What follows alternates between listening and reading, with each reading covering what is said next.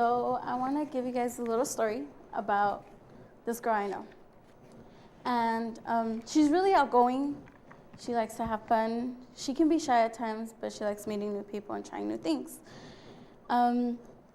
She likes having fun, whether it be sitting under a tree, wherever, whatever the situation, she wants to have fun and laugh. But behind all those smiles and laughter, there's a lot of hurt and pain. There's a lot of bad memories that she has. But at times, she tried not to let that get the best of her. And it all started when she was a child. She never really got to live a childhood. She was always waking up each morning, having to know that when she came home, she wasn't going to come home to cartoons or playing with Barbies or anything.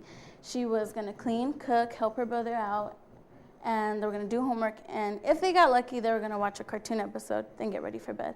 And it was a daily routine for them. Their mom worked graveyard shifts, worked a morning job, just so that when the weekend came around, they got new uniforms for school, or they went out to Denny's. And that was pretty much her whole little family, and her older brother was the person who she looked up to.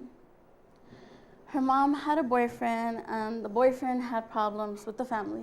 So unfortunately for the little girl and the older brother, they had to move to LA and start new.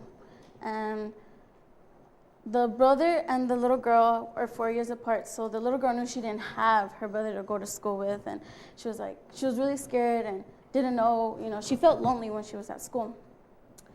And she lived in a studio apartment, and then while going to school, she made a few friends, but still didn't feel the same like how she did back at home.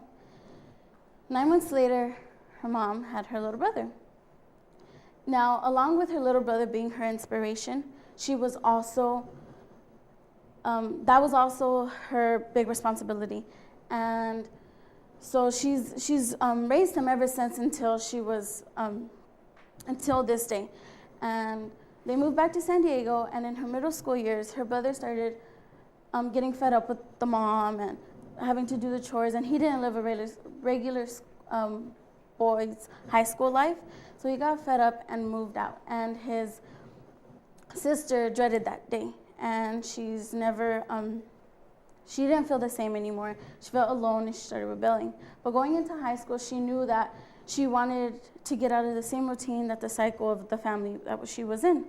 So then she knew her junior year that she wanted to be involved. She became vice president, and she had a lot of hardships with her mom's new boyfriend in her junior year, always having to pretty much be the mom in her high school years. And that little girl was me.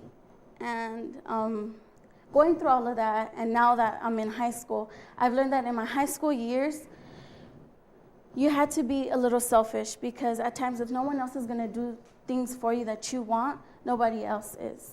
And so that's what I just pretty much want to tell you guys. Be selfish, but don't get too cocky with it.